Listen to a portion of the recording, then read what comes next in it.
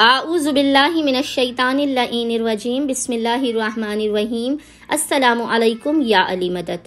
मोमिनीन व मोमिनात की खिदमत में बेइंतहा मुजरब जलाली और आजमूदा तरीन अमल व वजीफ़ा लेकर आए हैं। यह हमारा खुद का बेइंतहा मसाइब व मुश्किलात में किया गया मुजरब तरीन वजीफ़ा अमल है। हमने हमारा खुद का कई मरतबा का आजमाया हुआ यह वजीफ़ा अमल है।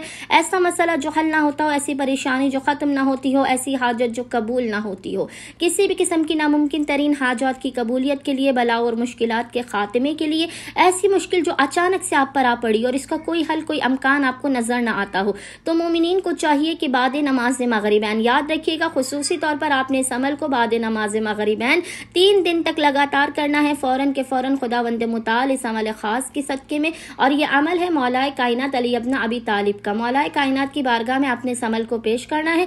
बाद नमाज मगरिबैन आपने मुसल्ले ही पर बैठकर 2 रकत नमाज हाजत पढ़ के मौलाए कायनात की बारगाह में पेश करनी है। मौलाए कायनात की बारगाह में नमाज हाजत पेश करने के बाद मोमिनीन ने तस्बीह बीबी फातिमा ज़हरा को पूरे एहतमाम के साथ पढ़ना है। अव्वल व आखिर एक एक तस्बीह दुरूद के दरमियान में, याद रखिएगा आपने अव्वल व आखिर एक एक दुरूद की तस्बीह पढ़नी है। उसके बाद आपने सजदे में सर को रख के 21 मरतबा 21 टाइम्स इस जिक्र की तिलावत करनी है।